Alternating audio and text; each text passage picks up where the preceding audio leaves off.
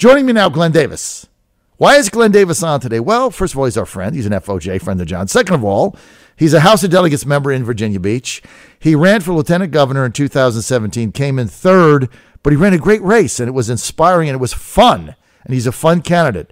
He can raise money, and he can be a beast on the campaign trail. He's indefatigable, and he doesn't have a Scooby-Doo van, but he's got a bus. No, he's got a, an RV, so he can wrap his RV, and so he can do that. Plus, he's got a secret weapon, Sherry Davis, who's his wife, who is a better campaigner actually than he is. They're both very good. So he's got all that going for him. And Frank Wagner screws the pooch yesterday. So he bails out. He's not going to run for re-election. He retires. And the GOP caucus, Senate caucus, now caught short because they need a viable candidate to hold that seat to have any chance of retaining power in the Senate. Therefore, we're urging Glenn Davis to get in the race and run as a state senator. He's a delegate now. Glenn Davis, thanks for being with us. John, thanks for having me on this morning. Was my intro accurate? Your intro was very accurate. Shelly's definitely my secret weapon. I will joke, and this is meant solely as a joke, but I was joking with a friend yesterday morning and said, it would be interesting, but, Tina and Nick had this idea of, delegate and Senator Freitas, and I joked to Shelly about a delegate and Senator Davis, which immediately she wanted nothing to do with. But you are right. She is definitely my secret weapon, and I think she gets more votes than I do for my elections. All right, now here's my number one question. Do you still have the RV? I do. Actually, yesterday was the day when the final decals have been taken off the RV, so we can take it out there for recreational uses in the interim while it waits for its next job. All right, so let's launch the Glenn Davis for State Senate campaign right here. So you can go out today and you can get a new wrap on your RV, and I can do my show from there like I did several times in 2017. We had a lot of fun there. So what is it going to take for you to run for the state Senate seat of retiring Senator Frank Wagner? Well, I'll tell you, John, that having the calls yesterday, quite an honor to receive the calls, but it definitely is a very difficult decision. As you very well articulately stated, it's a very important seat. It very well could be the seat that decides whether we keep the majority in the Senate or not going into the 2020 session. However, as you know, the House of Delegates is a 51-49 split right now, and I have a very much of a swing seat that I hold right now in the 84th District in the House of Delegates. I've always said when I ran from City Council to the House of Delegates, when I looked at running from the House of Delegates for Lieutenant Governor, it was all based on would that opportunity provide me a better chance to push an agenda that I know will make Virginians' lives better. And that's the question I'm asking now. Shelley and I had a discussion last night. As you know, all this kind of happens very quickly, logistically, and does this make sense? A bigger district, obviously, 4-year terms are nice. And her and I are, very much in sync as far as, yes, this is doable. But the biggest question is it worth potentially causing an issue in my House district to go to the Senate? And that comes down to, does this really give me a bigger area or a bigger bandwidth or a larger voice to push what I believe is a necessary agenda for the Commonwealth of Virginia to make sure that we continue to move towards being the best state in the nation to raise a family, to start a small business, to go to college. And that's what I'm trying to work through right now. All right, well, I'm going to help you with this. I don't know what's going to happen to your House seat. I don't know who the other candidates might be. Hopefully there'll be, if you decide to run for state Senate, there'll be an open nominating process where everybody can run, just like for the state Senate nomination of the retiring Frank Wagner, unlike the rig job that went on in Southwest Virginia, which is an embarrassment to all Republicans, an embarrassment what they did down there in rigging the thing for Todd Pillion. Not asking you to comment, but I thought it was a disgusting move by the Republicans there. So I would hope in Southeast Virginia you guys lead the way and have an open process. But I think you're likely to hold your seat. with a good candidate. But I think the Republicans are going to gain 5, 6, 7, and maybe 8 seats in the House. So I think you're in really good shape there. So it really gets down to Frank Wagner retired. I understand. That seat is very vulnerable. The Democrats have a 6-month head start. And you have to say to yourself, is there a candidate that Republicans put up that can have at least a 50% chance of holding that Wagner seat? And the answer is Glenn Davis. So absent of you running, Stolley says he's out. He's not going to run. That's Chris Stolley.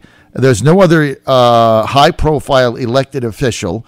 You ran for statewide office. You know how to campaign. You have a fundraising network. You have a tremendous amount of energy. You're fun. You're new. You're different. You're going to run a fun campaign. You're not hate. You're not nasty. You have ideas, and you've got the ability to raise money, and that's going to be a $1.5 million race. You got the ability to raise money, and so I mean, to me, if you don't run for this seat, the Republicans are going to lose it, and that then there's no chance of them keeping this Senate. And if you get elected there, you're going to have a bigger opportunity, a bigger platform in order to pursue the issues that you feel are critical to Virginia. So that's why I think you should absolutely run. And I think if you run, you'll be the nominee. And if you're the nominee, you win. Well, John, I appreciate that and all the kind words.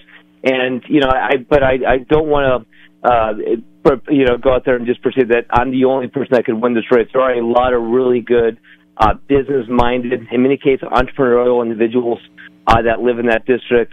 Now, the question is, you know, are there those that will stand up? Obviously, sometimes people, think we need a sanity check when we run for public office these days. So, you know, you never know who would be willing to step up. But for me, it really does come down to, is being a member of the Senate, does that provide me a bigger voice to push an agenda as opposed to my seat in the House of Delegates?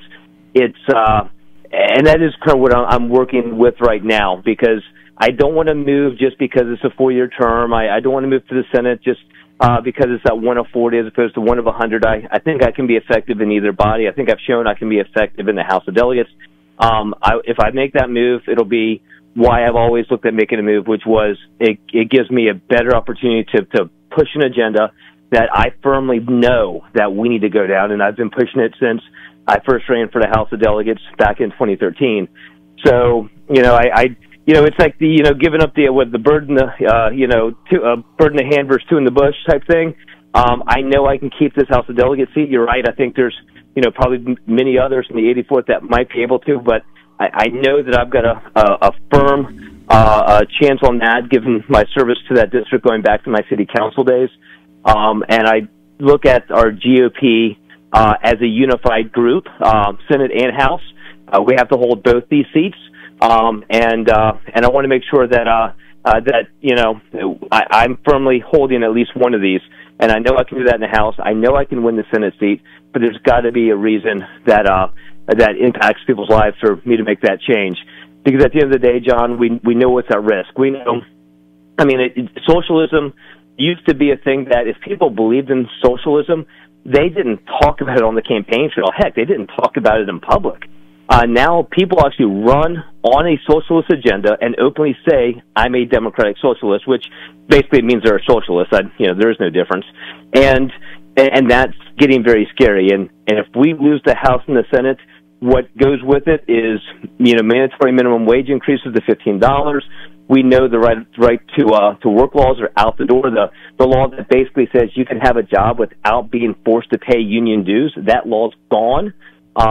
And so many other things that are so important. The abortion bill, John, that, I've been on your show more times than I can count. I don't talk about social issues. I'm pro-life, but, right. I'm that business person, that dollars and cents person. That's what I understand. Right. But there has been no exaggeration on this abortion bill this year. It really would have allowed abortions up to what Todd Gilbert basically showed, and they agreed with, up to the point of dilation, and even after that. That's what is at risk this year with both House and Senate caucuses. So my job is to be in a seat that I know I can deliver to help us maintain both those majorities, and and I don't want to put anything at risk in the 84th unless I know that if I make the change, it helps me better protect those ideals that we as Republicans believe in and push the agenda that I know Virginia needs. So that's what I'm kind of working through over these next couple of hours. Well, I'm confident you'll make the right decision for both yourself, but mainly for your constituents in the 7th Senate district and in your House district. And the chances of the Republicans keeping the control of the state Senate in Virginia, absent your candidacy, go down, in my opinion, to almost zero. If you're a candidate and you win that seat, they might have about a 50% chance if somehow they can find the right candidate in District 13. But if they lose the Wagner seat, it's over. And sure, there's a lot of fine candidates. And look, I encourage an open nominating process. Anybody that is interested in running for that seat as a Republican should be able to go through the process in an open and fair way. Speaking of that, what is the process? Has that been determined by the 7th Senate District Chair? Is it going to be a primary, a caucus, firehouse, mass meeting? What is it? It'll be a primary. Okay, so it's going to be a primary. There'll be a filing deadline, and the filing deadline, have they already established that? Is it in like 2 weeks? It is. All right, so you got a filing deadline in 2 weeks, so you need to pay a filing fee, and you need how many signatures? Do you know 250. How much? 250. Okay, so this is the thing. Any Republican in the 7th District that wants to be the Republican nominee, they have 2 weeks to go out, get 250 legit signatures, pay the filing fee, whatever it is, and then they're on the ballot, and it is a primary which will be held, if memory serves me, Glenn, June 12th, right? I believe that's a Tuesday. Right. So that'll be June 12th. And if you run for the seat, that will open up your district, and will there be a primary for that as well? Yes. Yep. If I run for the Senate seat, the primary method is established in my House seat. Right. So we would have 2 open seats looking for Republican nominees with 2 weeks' notice in order for people to go out, if they choose to run for the Republican nomination, get signatures, pay the fee, get on the ballot, raise money, get a campaign together, and they let the chips fall where they may. That is the honest, open, legit process. And unlike what happened in West Virginia with Carrico and Pillion rigging it, Frank Wagner just decided to resign. There was no rigged play here. There was no other candidate that he was protecting. He just decided. Look, I talked to him 2 weeks ago when the General Assembly was still in session, and he told me he was raising money and planning to run and looking for campaign manager. So this all happened in 2 weeks, right? It did. You know, I talked to Frank yesterday. I know he's getting ready to get on a cruise, I believe, this morning. And it was kind of a little bit of a bittersweet thing. As you know, John, my first campaign ever was fresh out of high school in 1991 on Frank's first delegate race. My first job in politics after working on that campaign was being an aide during the 93 session with Frank. Him and I go way back. He's been an amazing mentor, both politically as well as in business. So it's kind of a bittersweet to be able to work with him for the second time in my life as a colleague, and then see him move on. But obviously we all wish him well. But this was something that when I talked to him yesterday, he said, "Glenn, I've done everything I can do. I've gotten to every position I can I can get to make a difference, and it's time for someone else now." And you have to respect that. You have to respect that when people recognize that they've given everything that they have, that they've made all the differences they can make, and then leave on their own terms. It's something that you don't, I think, see often enough in politics these days. Yeah, and he was honest about it. And so you got to respect that. Absolutely, and it's not rigged. I just got a text here from one of our listeners who says, "If Glenn runs, tell me how to volunteer for his campaign." So you've already got people interested, but look, I know you and your wife have to make a big decision, and I hope that you guys make the right one, and I encourage you to run for state senate. It's an open process, and go be the nominee. You have to win. There'll be other candidates in it, as there should be. Yep. Glenn Davis? Yep. What's your John, final word? Thank you very much. You got it, man. Glenn Davis, we are encouraging him to run for state senate. There's other candidates. I believe he's the only person in that district that can win for the Republicans. So we encourage him to run. Plus, we want to get back on Mellow Yellow. That is the Glenn Davis campaign RV, of which I've had a lot of fun on. And if you drive it around the district and you're in, I'm going to do my show on it, because that was a lot of fun, Glenn, I have to say. All right, John Fredericks Radio Network.